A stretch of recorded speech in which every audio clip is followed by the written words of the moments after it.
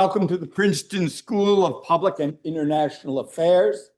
I am David Wilco, Vice Dean of the school, and it is my great pleasure to introduce today's distinguished speaker in what will be the final event in this year's Dean's Leadership Series.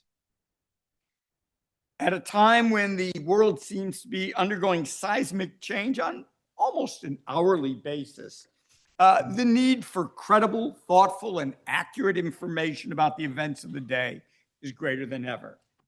But with the American news media under intense political pressure, with all of the inaccurate or one-sided sources of information so readily available on the web, and with the financial challenges facing so many newspapers today, sources of independent, rigorous, objective journalism are a precious and increasingly scarce resource. We are fortunate today to welcome someone who can help us make sense of it all. As the executive editor of the New York Times, Joe Kahn has been at the forefront of journalism's evolving role in this rapidly shifting media landscape. As executive editor, Mr. Kahn oversees all aspects of the Times global newsroom and news reporting.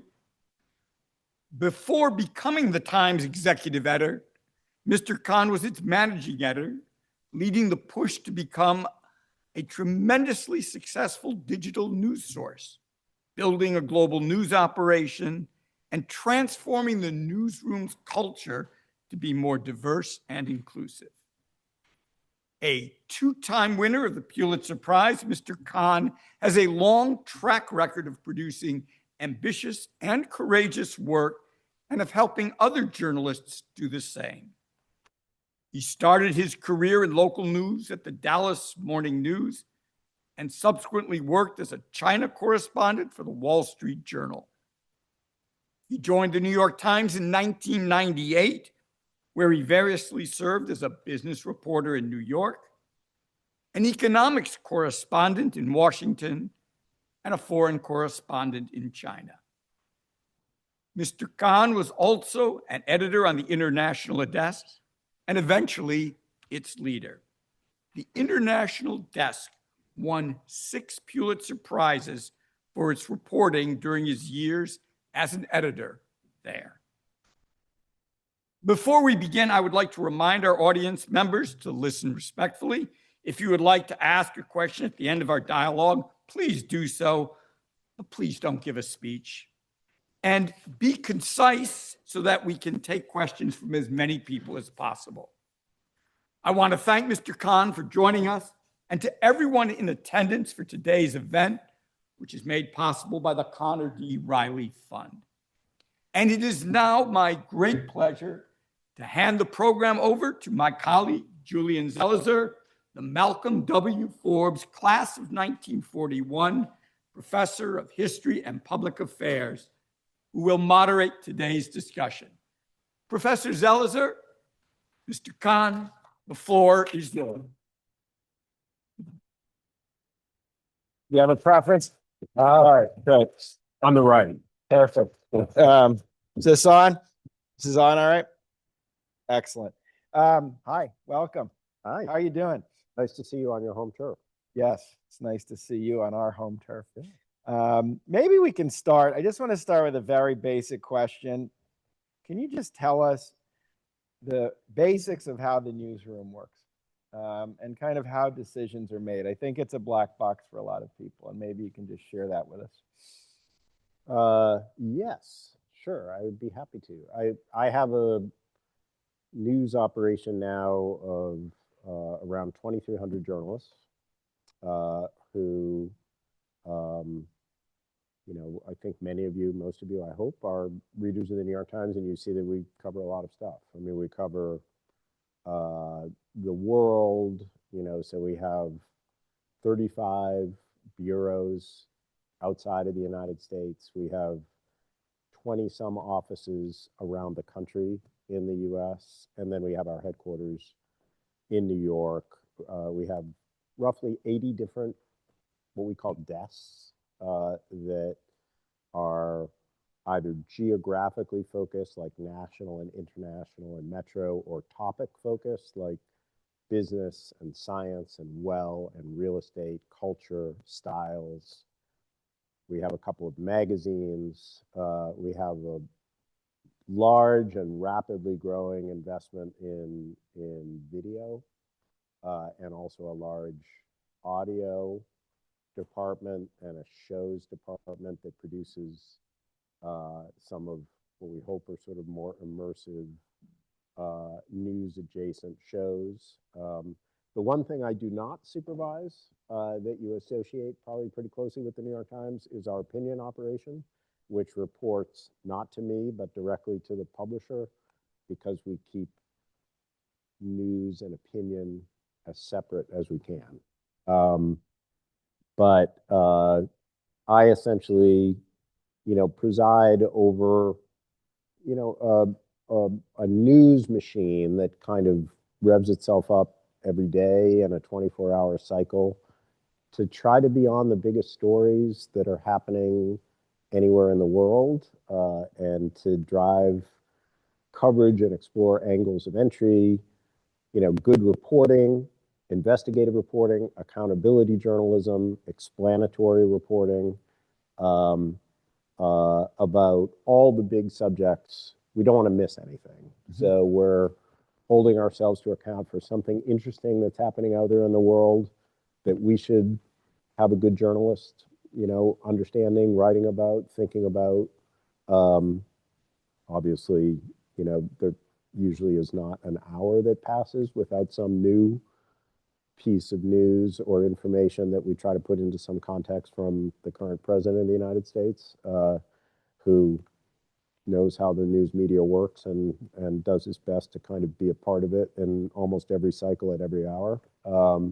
But there are just, an immense world out there that we try to cover, and we also try to offer relief from those big stories every day with something that's entertaining or enlightening or about health and wellness, or something that's trending in the cultural world that you ought to be aware of. So we really have a very broad mandate. And I'm always impressed how calm and cool you are, because I imagine it's a lot of pressure right now, any position in the media, and you have political pressure, which you just talked about, and the Times is often a focus. I think it just was, if I was looking at my phone when I walked in. Yeah. You have commercial pressure. It's a hard, as you know, you've been in it for a while now. It's become harder to sustain these operations. And then you have what you said, the kind of line between opinion and journalism and reporting. And besides the departments, how do you do that even within the reporting part? Yeah. And how do you navigate? So that's a lot, and there's others. How do you navigate? Is all that impinging on the newsroom, and how do you navigate it? So political pressure, as all of you are aware, is more and more a daily reality. And we live in a very polarized, almost tribal political environment at the moment, where a large number of people, demand news and information that kind of conforms to their preformed narrative about what's going on, or to their personal belief system, and tend to object to something that doesn't conform to that. And what we see our role as a news organization as is providing a common set of facts and good quality journalism and original reporting, which is designed to be of value to people from, the broadest cross section, provided they are interested and curious about news and information. In other words, we remain dedicated to serving a broad, nonpartisan audience in our current political environment. We think it's even more important to aim to do that when that sort of sense of tribalization gets worse. But that sort of subjects us and some of our individual reporters to attacks, because we do not appear often to conform to somebody's preformed notion of what we should be doing in that moment. So we've rededicated ourselves to the notion of truly independent reporting, independent of political party, independent of corporate interests, independent of ideology, and finding really good quality journalists who want to dig and to pursue the most accurate version of every story that they can find, and step back and analyze it and offer context on those stories to the broadest possible readership. And whether you come from the left or the right, we think we can do good quality reporting that enhances your ability to make intelligent decisions and understand the world better. And we're going to remain committed to that, even if we remain in this polarized or tribalized environment. But it does put pressure on me as editor, on individual reporters who, from partisans who see us as insufficiently committed to what they think is the most important take on the news in any given moment. So there is a lot of that. Fortunately, we're in an environment where the commercial pressures at the moment are working in our favor. That's not true of all of our peers in the industry, but we have a kind of a positive flywheel going at the moment of a growing subscriber base, which leads to really healthy advertising revenue, and we've been a real beneficiary of that. We also have I'm sure most of you know, kind of a satellite system we call like news and opinion journalism. We think of as kind of the sun, and then we have a planetary system around it with things like games and sports and cooking and consumer reports or reviews, the Wirecutter, and we think that those satellites offer kind of complementary points of entry, and also can prompt people to become engaged with the news. But that system of having kind of a core product, but then with some ancillary products around it that engage more people, has been really successful for us. So commercially, we're in really good shape.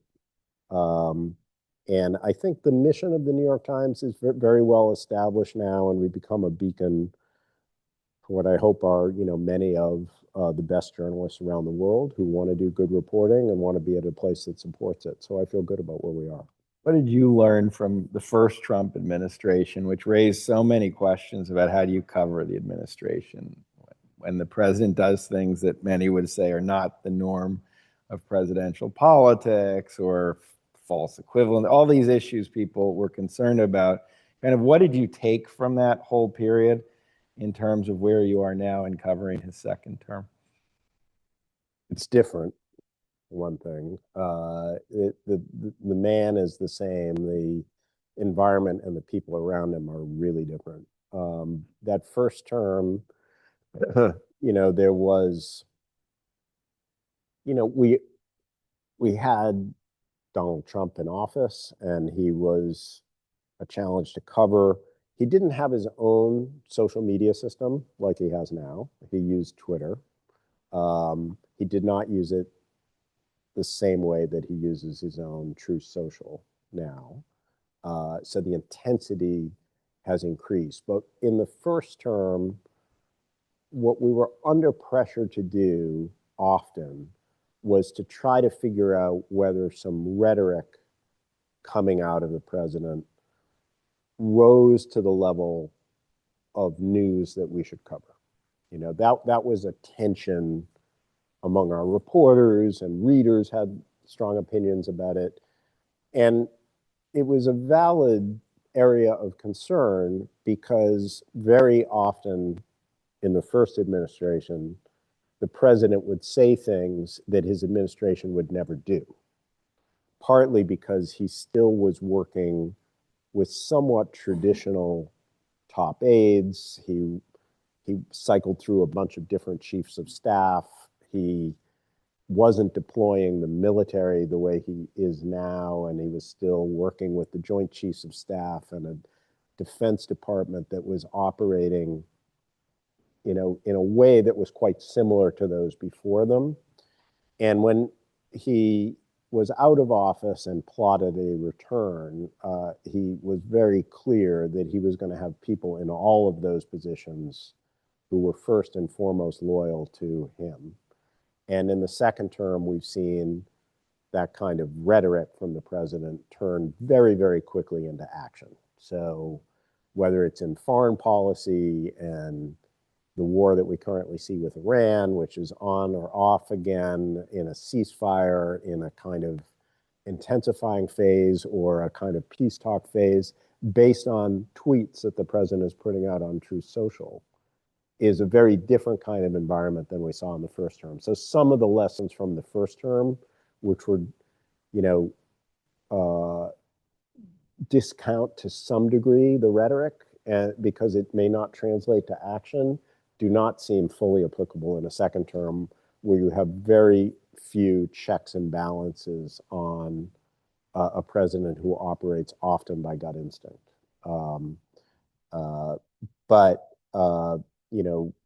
We also have a White House staff that is double the size that we have in the first term, because the other thing that we learned from the first term is that you can very quickly exhaust even a completely dedicated reporting staff with a president, who may be tweeting or making policy at 2 a.m.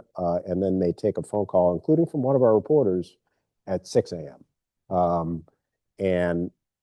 Many people have his phone number. Many people call him. He makes news all the time. It's an exhausting job. So we now have 11 people full-time covering the White House compared to 5 or 6 in the first time. So that's one lesson. And kind of building on that, but not about President Trump. This is, I guess, a permanent question about journalism, but I'd love to hear how you think about it. There's so many issues to cover. Meaning here you're in a policy school, everyone's doing fascinating nuances of different areas of policy, but most won't get covered. And you have to make a choice. And in a given period, now Iran will get more coverage, and what's going on in Medicaid might get less coverage. How do you think of that? Again, not about President Trump, but in general, how you prioritize different stories that all matter, but some can't get the same attention. We put a lot of emphasis on what good beat reporters understand and learn about, their areas of expertise and coverage. So we have, in the neighborhood of 300 beats. And in each of those areas, you want to have reporters and editors who are thinking hard about what's most important and what the New York Times can do to add value. And we rely to a large extent on a bottom-up, a version of that. So a good reporter comes in and says, this is happening on my beat. I cover Medicaid. We've seen a sharp decline in funding, for this kind of Medicaid-supported medical intervention. And we've seen I'm making this up, it's a hypothetical. We've seen a corresponding increase in the number of people who are getting very sick or dying because of that. And it's a really important story. My sources say it's been undercovered. You, dear editor, need to pay attention and to give this high promotion on the website today. That's sort of a very normal part of the give and take in a big newsroom every day.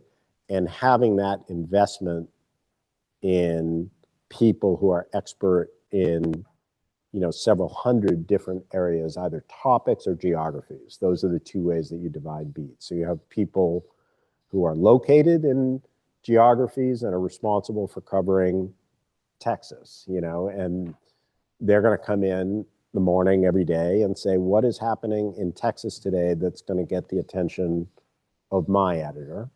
And their editor will then say, what's happening around the country today, including Texas, that I can get the attention of the executive editor because I've got a great story. And that's the way our report largely gets made up every day, is a bottom-up sense of reporters and editors trying to spot the most important things in their areas of coverage that they think will be interesting to a big readership and that therefore we should give a lot of promotion to.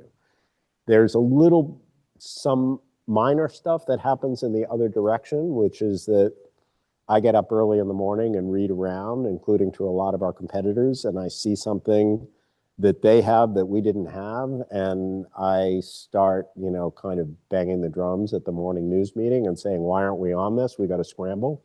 And then, you tend to get people scrambling on that. So there's a little bit of top down, but more of it is bottom up from good journalists who, want to get attention for their areas of coverage and expertise.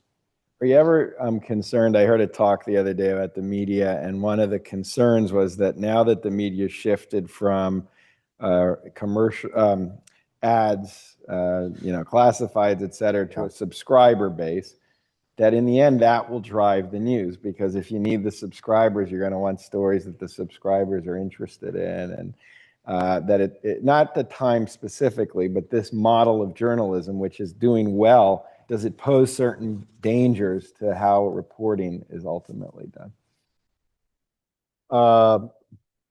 I can see theoretically why that would,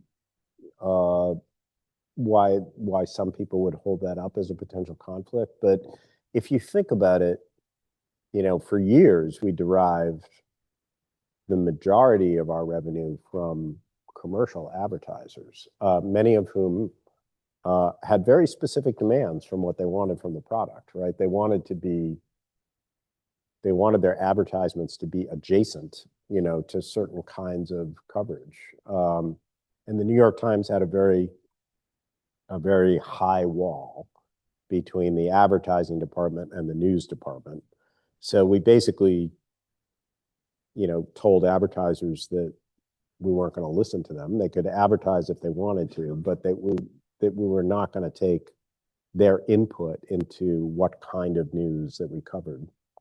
So a lot of them went elsewhere. They went to places where they thought, I want my advertising. I'm a big fashion company and I want positive articles written about my brand. And if you write positive articles about my brand, I'll give you advertising money.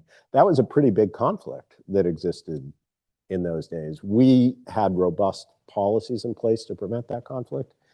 In my view, depending on your readers for direct support, poses much less of a conflict than relying on commercial advertisers for your support. First of all, there's a lot more of them. In our case, 13 million paying subscribers. We care what our readers engage with, and we want them to engage with more.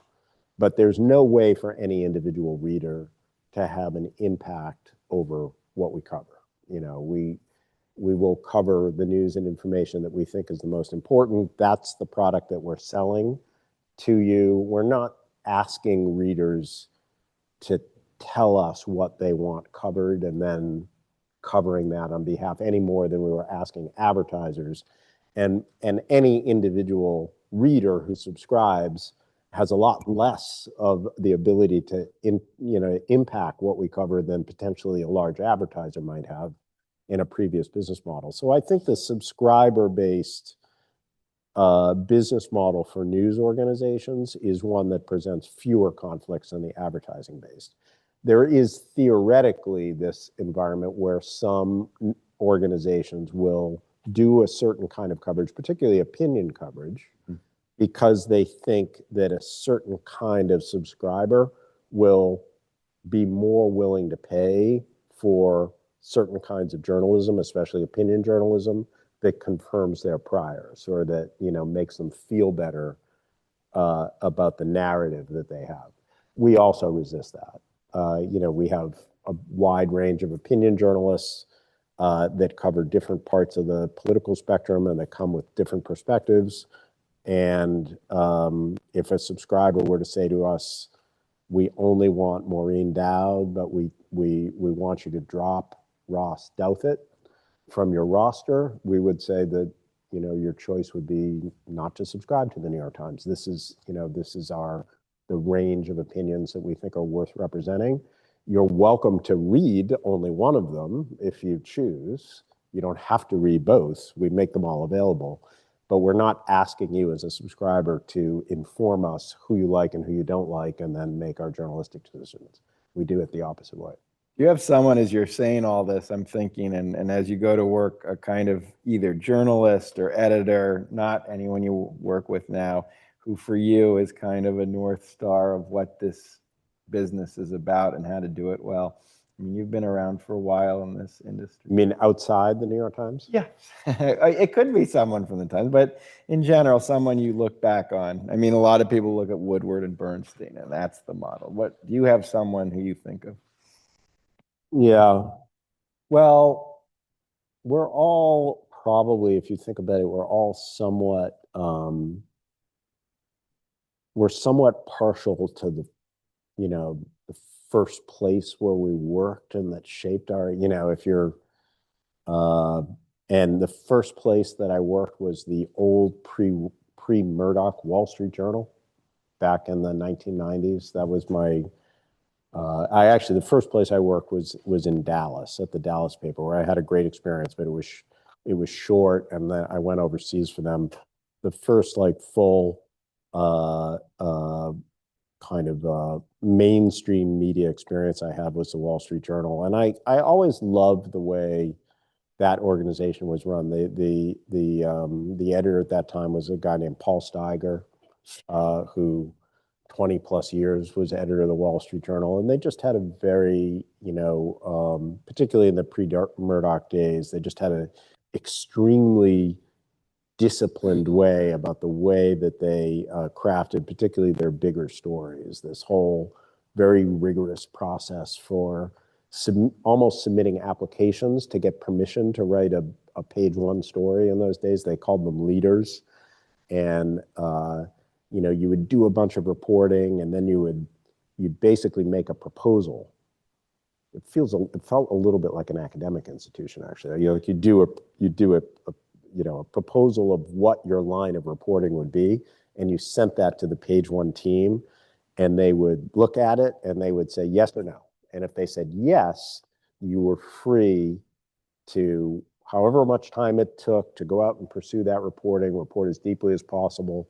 You sent drafts to them, they sent you drafts back. It was a little bit like a combination of a newspaper and a magazine in that sense. And I just, I kind of love that environment. It's not as hurly-burly as today's digital news environment. That was back in the pure print days, but it had an impact in shaping how I feel, particularly about sort of like the biggest, most involved stories and the kind of rigor that needs to go into them, was for me a little bit of a model set by the Wall Street Journal in those days. And it's not a coincidence that a lot of the people we have doing that work now actually graduated, as I did, from the Journal. And we brought some of those skills to what we call the enterprise editing team at the Times. And you also spent time overseas before working. Yeah, a lot of time in China. How did covering China, or how did working there kind of impact your insights into how to do the news? Well, it certainly impressed me with the need for the urgent need for good quality journalism, which as unfortunately, China doesn't have. Basically, there were little green shoots of promise back in the 90s and the early 2000s in China, with a society that was appearing to become more open, and that where there were young, aspiring Chinese journalists who were looking to the West and were hoping to do some of that kind of good, rigorous accountability reporting in the Chinese context, in the Western model. And there were little hints, in those days that some of that was becoming more possible as China was never democratizing, but it was becoming more open. It was becoming more open to outside investment. It was becoming more open, to having a system of laws and rules that were not purely politically directed, but were more objective based. And there were also signs that the ruling party at that time wanted to have some checks and balances inside their own system, including the role that journalists can play to expose corruption. And what concerned me as I saw the way China evolved is all of that could be shut down in a heartbeat, and it was. And if you go to China today, which I did as recently as last fall, there's none of that nascent optimism left about a budding, kind of civil society, the early signs of a legal infrastructure and lawyers who could take on a diverse array of cases, or journalists who could report deeply on a subject and find a way to get themselves published is gone. And so partly what my China experience emphasized for me when I became an editor and now the editor of the New York Times is that whatever the political environment is, we're going to fight like hell to have an independent news media. I mean, we're never going to compromise with whatever the incumbent power is, because the role that the media plays, just like the role that lawyers play in a competitive legal system, is much more fragile than you believe, and it needs strong institutions to stand behind it and defend the principles of it, kind of come hell or high water, because you can't rely on, the goodwill of a government, to allow that to flourish. You have to be supported by law, but also supported by, shareholders and readers, and have the resources to stand up and defend your values. And that, to me, the China experience just underscored that that's fragile, even in Western democracies and even in America today. It becomes an even more thing, an even more clear thing that all of us have to stand up and defend. And speaking of that, we have two elections in the near future, midterm elections and the presidential election. And I'm curious how you're thinking, if differently at all, of how to cover this. I mean, we have conversations now regularly. I get asked all the time, will there be an election? Like, that is now a standard question. Yeah. And there's much more, obviously, about how this will happen. How are you thinking or preparing just to cover this very fraught and in some ways unstable electoral cycle we're about to enter into? I get that question a lot too. We talk about what were our plans for the midterm, and people say, "Are there going to be midterms?" I think there will be. I don't have a crystal ball. If there aren't, we will mobilize to cover, that contingency. But I think all the signs are we're going to have a very, competitive midterm election, and that there's a very significant chance that the opposition party, the Democrats, are going to take at least one of the houses of Congress back, and that the president of the United States is preparing for that reality. And I think that, look, there are all kinds of conspiracy theories and concerns about what might be done to either intimidate voters or to try to take, control away from states that, and under our Constitution, conduct elections, not the federal government. There's very little evidence that that can happen at scale, or that the courts will allow it. So we're operating under the assumption that there will be competitive elections in every state, and that the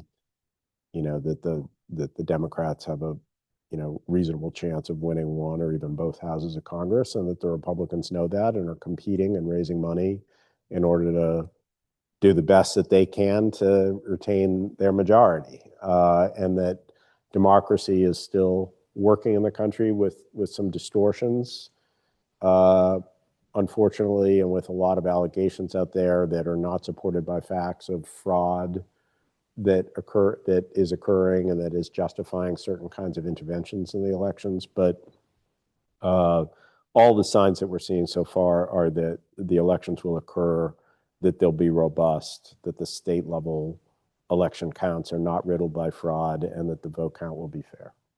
And I think it's interesting. It's a different context, but there were widespread assumptions recently that in a authoritarian leaning sort of post-liberal state like Hungary, that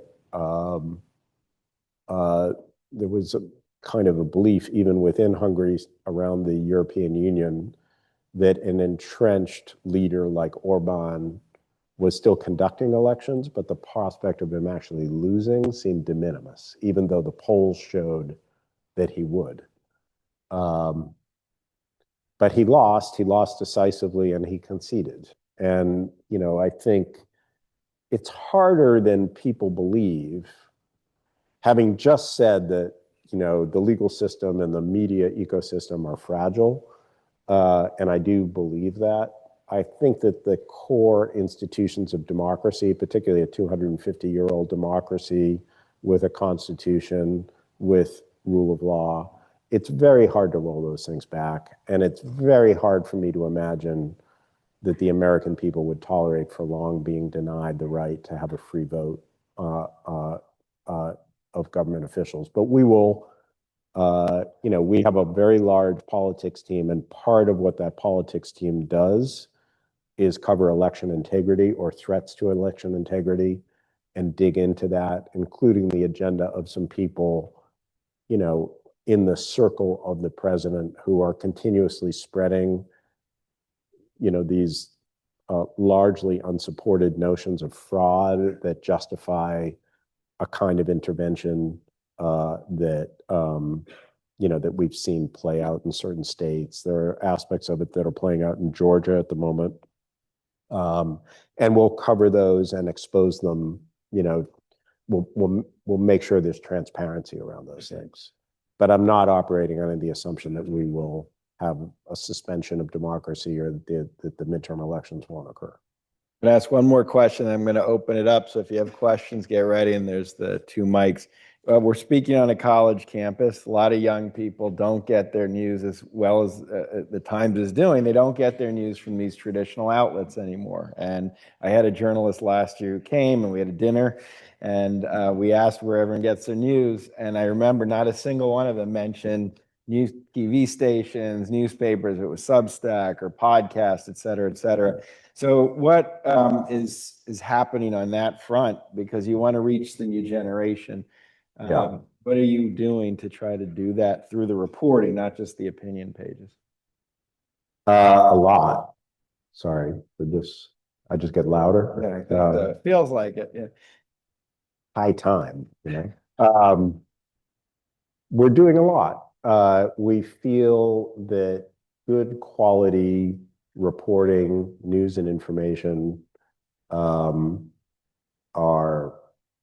essential services that all of you should have, regardless of the way that you want to consume it. So if you want to get your information on Instagram and TikTok, and you want to get it in the form of 90-second or 2-minute videos, we're already producing a lot more of those, and we're going to scale that up in the future. We have found that a lot of what you're talking about is actually format dependent, as opposed to what people talk about, which is news avoidance. That we're finding a really large engaged audience of curious news consumers who are significantly younger than the core demographic for a traditional legacy media, if you provide that in a form that people want to consume it on. So,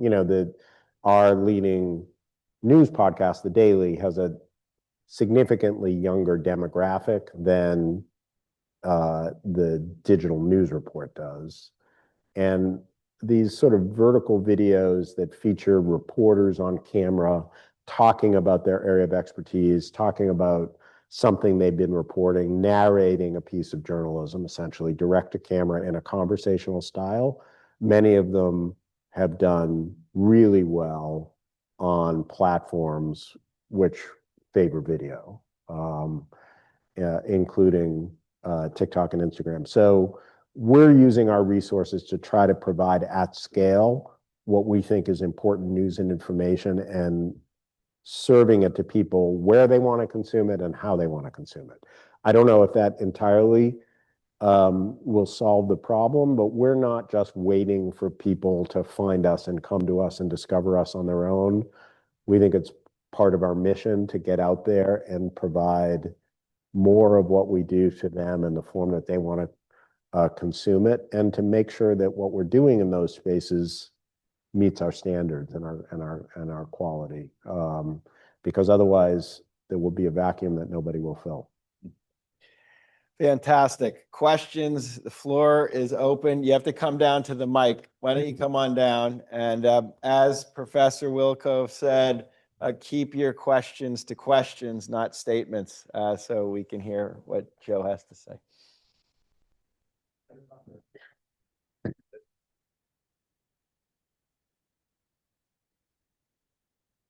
There he is. Yeah.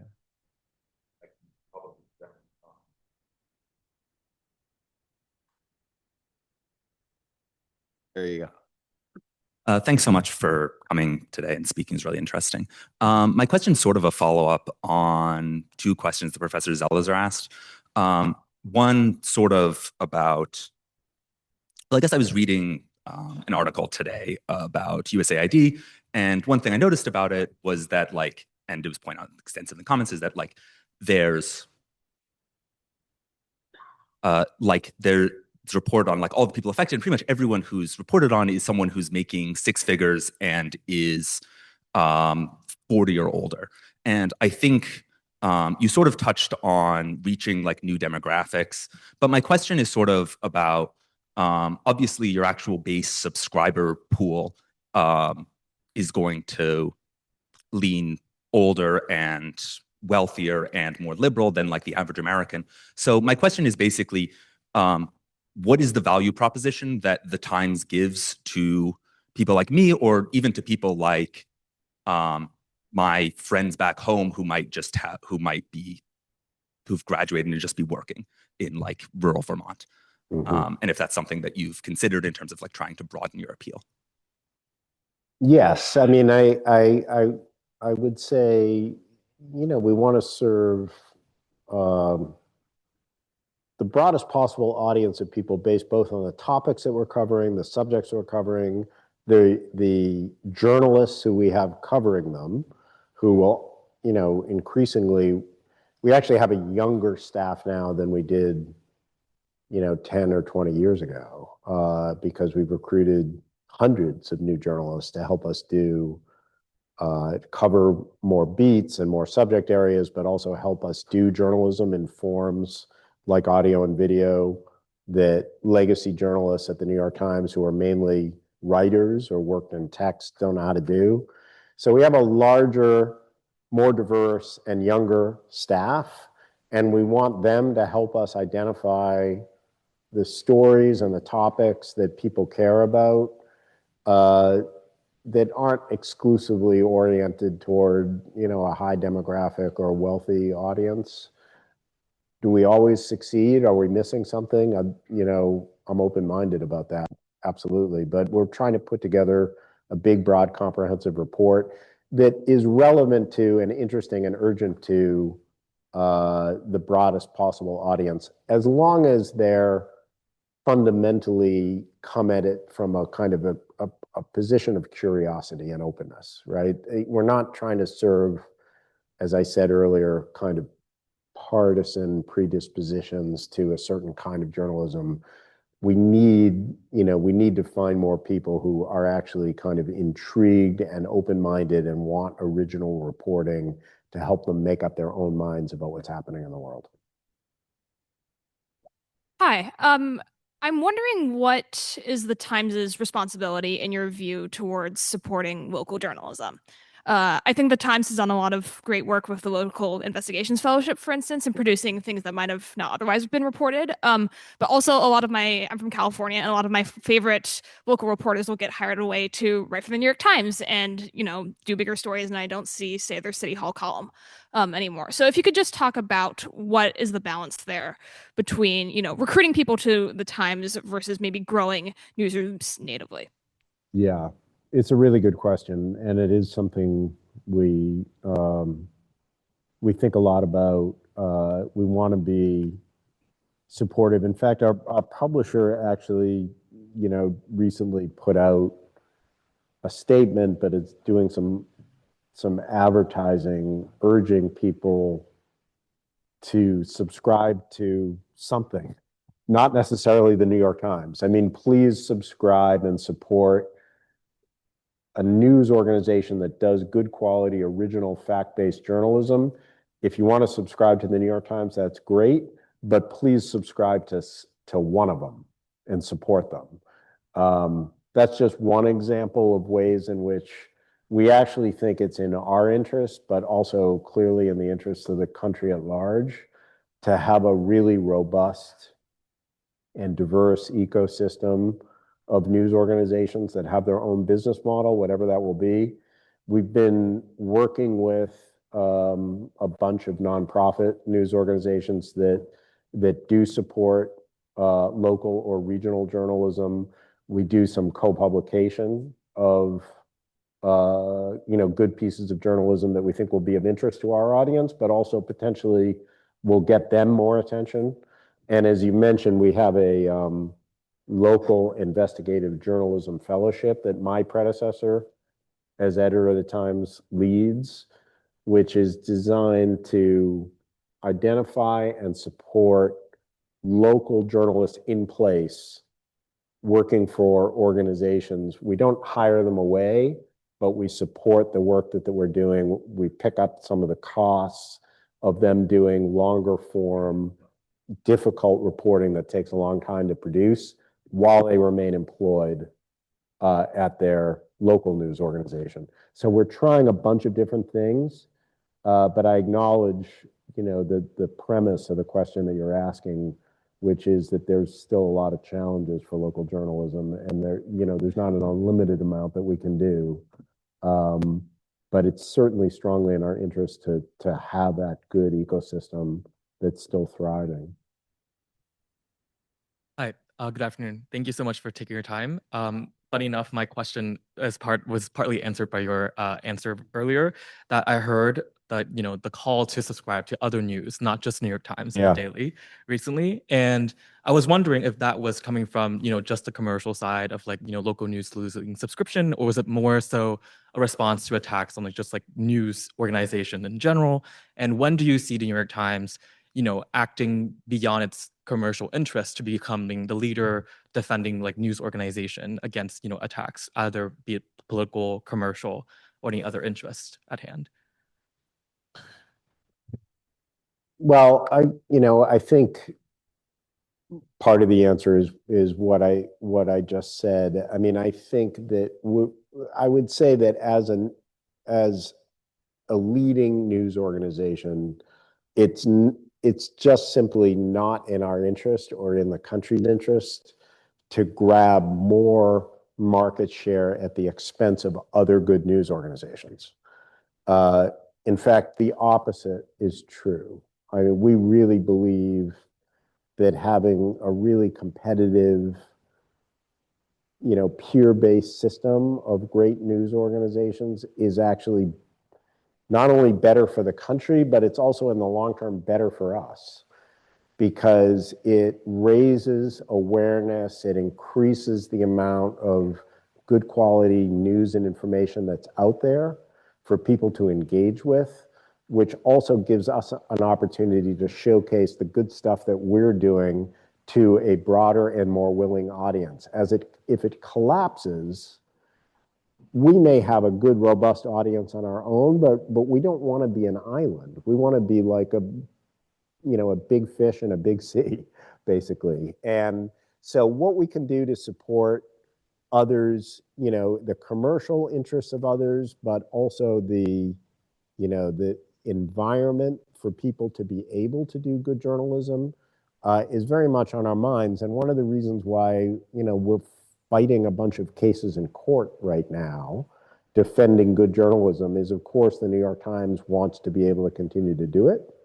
But we also hope that it helps clear the way for others still to be willing to do difficult journalism in a politicized environment, and to know that we're helping create the legal precedent that makes it difficult to shut them down. So we're not settling cases, we're fighting them. And by the way, we're winning them in court. And I think that is a contribution to the news media ecosystem in general, not just good for the New York Times. Hi, thank you for coming in. I'm Hagop. I'm a junior here. So my question has to do, especially because earlier you're talking about being intentional about subscriber growth and how New York Times does that. Specifically, have you made any strategic effort in the background to balance out like opinionated output made by New York Times, especially because you want to make sure your audience isn't biased or like you're not causing polarity? And then the second part of my question on top of that is you talked maybe a couple questions ago about your collaboration with nonprofits. Specifically, I have a nonprofit I'm a founder of, Afrovest. How do nonprofits work with New York Times or like other newspaper like outreach organizations? Thank you. Okay, on the first question, in terms of opinion journalism, as I mentioned, we have a opinion operation which doesn't report directly to me. We keep it separate intentionally, but we do have a large and robust commitment to doing good quality opinion journalism from a variety of sort of perspective or experiences or points on the political spectrum. Our organization, the publisher, believes that having really good quality opinion journalism is important in its own right, even in an organization that primarily puts its resources into original news reporting. And the reason is that the kind of opinion that you read and consume out there on the internet, and there's a lot of it, tends not to have, the same editing standards and quality standards, and tends not to aim to give people that rich menu of different opinion perspectives that a good news organization can still provide. So we're trying to provide a platform for a wide variety of voices, both those that the New York Times employs directly, but also through guest essays, which are like op-eds, that we invite people, from all kinds of positions of expertise to write about opinion articles that we think will reflect a wide diversity of views out there. We think there's still a strong role for that, even in the environment where you don't want to create or contribute to polarization. In terms of nonprofits and what we can do, we do have an organization within our newsroom, which is specifically, creating these links with nonprofit organizations, with foundations, and with nonprofit news organizations, and looking at possibilities for partnerships or support or co-publishing. It's never enough, but we do have a commitment to that and some expertise. So we can try to find a way to get you that information. Thank you so much. Sure. Hi, I was going to ask you how failing is the New York Times, but it seems you pretty much already answered that. Yeah. So in lieu, you've mentioned a couple times how important it is for you to appeal to everyone, and I do think that's important. Being a longtime reader of the Times over the past decade or so, I've noticed sometimes some frustration, some reader frustration in the comments section, particularly with regard to what's been described as overly mild or innocuous language in describing current events. And you probably know the kind of thing I'm talking about: sane washing, both sidesism, false equivalence. Or maybe instead of using the word lying, perhaps using words like mischaracterized or stated inaccurately or said without evidence. So I just wanted to sort of see how you might respond to that in terms of walking that line. Thank you very much. Sure. Yes, I've noticed comments of that kind too.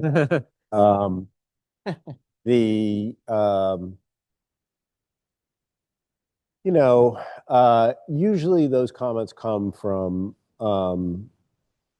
a certain what I think of as a certain political perspective, that people want to see the New York Times more forcefully underscoring, something that they think is wrong, something that they think is bad.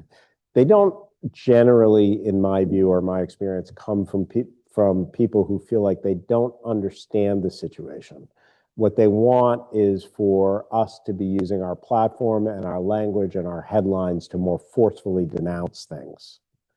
And I tend to feel that our job, first and foremost, is to help inform people and give them context and analysis. If they want to do the denouncing and the condemning of it, that's good for them, but it's not really the role of a great news organization to be the battering ram to help them enforce their condemnation of something. So the call for more strident language or stronger language in headlines, or using more robust adjectives to describe something that they think is bad, tends not to align with our standards. We don't want to under characterize something, but we just don't. Our natural inclination is to state it accurately and fully, but not to reach for the most inflammatory language possible in order to characterize. But we get a lot of comments saying, this was an outrage. Why did you not just plainly call it an outrage? And it's sort of like, my view of that is, you read it, you concluded it was an outrage from what we published. Now you just want us to channel your emotion into the way we categorize it, which in my view is not our role. Like, we're there to provide news and information, including in some of those cases to people who will read the same news and information and conclude that it wasn't an outrage. So our job isn't to pick out the readers who are the most upset about something and give them language that confirms their point of view. It's to be able to reach a broader readership with a common set of facts, including some people who may react differently to, a certain situation or a piece of news than some of the people who are commenting in that moment. So in my view, being a bit understated and more adherent to what we think is the common denominator of fact is a better thing, and should be more valuable to more people than sort of reaching for the most aggressive adjective that we can find in a moment. Thank you. As a student journalist preparing for the next step, I'm struck by how quickly the profession keeps changing.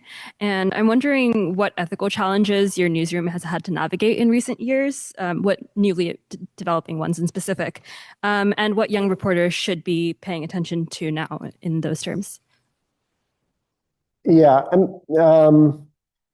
ethical challenges. I mean, I think the biggest challenge for a younger generation of journalists, I hope, is not ethical per se, because I think, I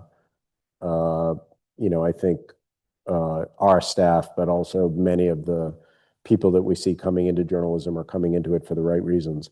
I think the challenge is that a lot of people are motivated to become journalists for reasons that are not 100% in line with the craft of journalism as a sort of independent resource for the broadest number of people. They're motivated to come into journalism because they see that there's something wrong in the world, and they want to report on that and write about it and expose it.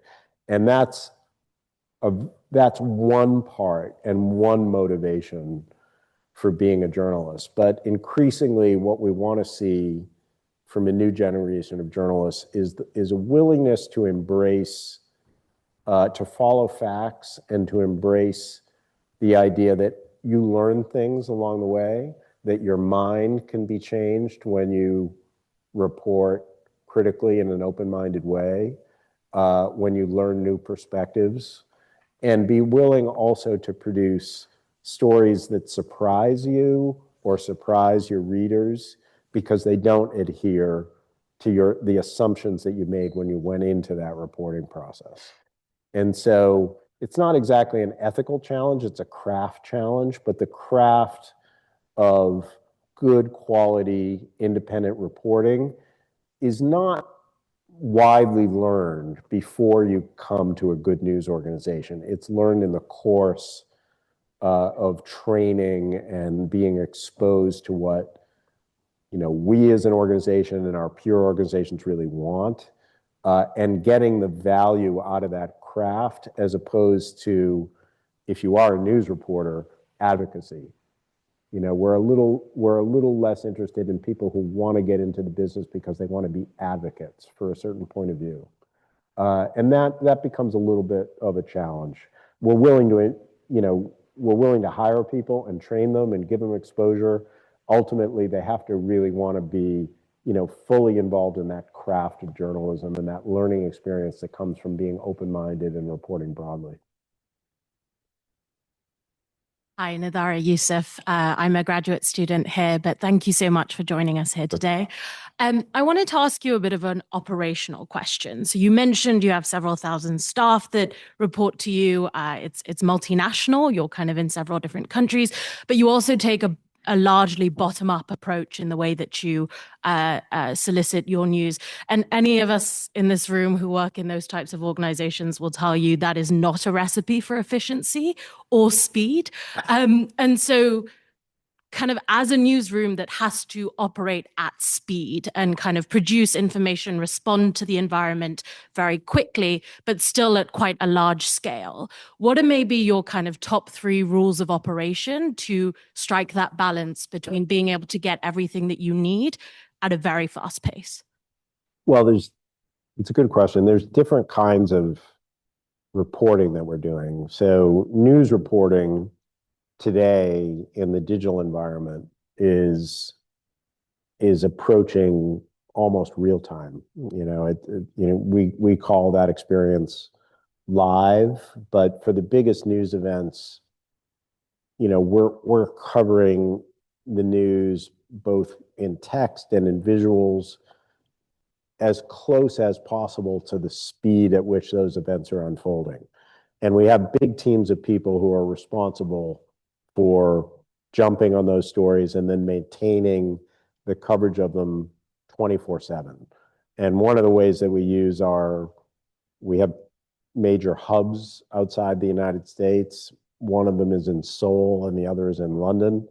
And those are big operations because when we go to sleep at night in the United States, the report doesn't stop, and that there's editing teams and reporting teams that are responsible essentially for picking up the baton and keeping coverage of those things live. So what I was describing, that bottom-up process, is largely for a kind of story which isn't exactly breaking news. Breaking news operates at different speed. There's a whole apparatus around deciding the biggest breaking news stories that we need to be on. And we're not waiting, in most cases, then for a reporter on the ground to say, you know, hey, a war just broke out, I think you guys should cover it. Like in that environment, there's a lot of sort of top down and very heavy staffing around maintaining that kind of live operation. What I was describing as that bottom up is more for what we call enterprise reporting, where people are developing a story which maybe you haven't read somewhere else, that isn't really like news that's breaking in the moment, but where they feel they've got some sourcing or some material or important perspective on the news that they haven't seen anywhere else, and they want us to get interested in it. And that, for that, we're encouraging more of a bottom-up kind of environment. Okay, we're almost out of time. Are there a couple more questions I'm being told? So fire away. Thank you so much for coming today. My question sort of has to do with what the Times calls news analysis. I think, you know, the Times obviously is a very strong reporting organization, and most of the stories are, you know, reporting, and then you have opinion, which is separate. But, you know, sometimes I read these pieces labeled news analysis, and I wonder, well, this is not exactly, it's about an analysis of the reporting that's done. It's sort of telling me what to think in a sense. You know, and obviously I'm sure there's a big demand for this kind of content, but I wonder, you know, how do you make sure that that we're not sort of, you know, straying into the realm of opinion journalism by doing this? And, you know, are you sort of still recruiting for people who are good reporters, or people who are better analysts than reporters? I'm just curious, you know, this seems like a newer segment, and how that developed. Yeah, it's a really good question, and I get that question a lot. So I'm glad you asked it. News analysis, in my view, is an important component of covering, you know, the biggest storylines that we're on. What we try to do with news analysis is we limit the number of them, and we tend to be selective about who can write them. The people who are writing them tend to be the most expert senior beat reporters on a certain area of coverage. And we have standards for what a news analysis is and how that differs from an opinion article.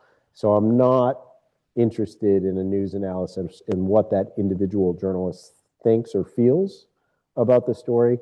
What I am interested in for a news analysis is that they're bringing some kind of critical context to the fore to help people understand, you know, often a disparate set of events or facts, and put them in some starker relief based on that individual reporter's experience or expertise reporting on a subject over a long period of time. We do get those questions, and there is, you know, they are closer to the line of opinion than straight news reporting. So we want them to be well edited and carefully selected, both the people who are doing them, the number of them that we have, and the way that they're constructed. But we do think that on the biggest breaking stories, where we might have dozens of individual pieces of journalism about what's happening, that there's a role for a well-crafted news analysis to help give people a perspective or a set of context to help them understand disparate events. So we're committed to that form, but you're right in focusing on the, you know, some of the lines around it that are important for us to enforce as well. Will have to be, unfortunately, our final question. Sounds good. Thank you so much. My name is Christian. I'm a first-year graduate student here in the policy program. A lot of my classmates were interested in coming back to government to become policymakers.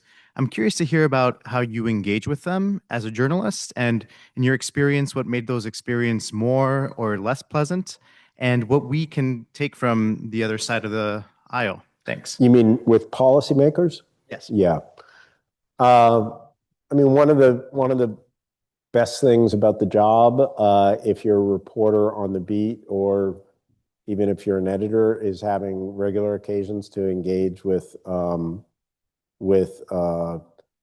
policymakers in you know, considerable detail. And we found that whatever the political party in power is, that generally if you're a good reporter, showcasing some degree of expertise in your area of coverage, there's generally a high degree of willingness to engage and to try to, as a policymaker, to try to interact and get your views out. I mean, even with Donald Trump, that there's a lot of kind of allegations of the failing and the fake and whatever, but he engages really regularly and substantively with our White House staff, and on one recent occasion, he had 4 or 5 of them in, and they spent 4 hours in the White House. The amount of time where our reporters are interacting with Trump himself, the top advisors around him, really is significantly more than you would pick up from the rhetoric that they have in public. And one of the pleasures of the job is actually having people in regularly, talking to them, hearing in greater detail, sometimes in on-the-record conversations, sometimes in off-the-record conversations, try to get a deeper understanding of the issues that they're dealing with, and what they're trying to push through in terms of public policy. I think that's a really important part of being a good beat reporter. It's also an important part of my job. Thanks. I think we're at a moment in American history where it's a fragile moment for American democracy. I think that's fair to say, and it's fraught and contentious and uncertain. And I think the news will be crucial. Good news, quality information, a public commons we can trust in moving us in a better place. And it's great to have you here, because I think you really are a model of how to do that in this day and age, as you've just shown, and you show through what you do every day. So it's really an honor to have you at Princeton, and thank you for the work you're doing at the Times. Thank you.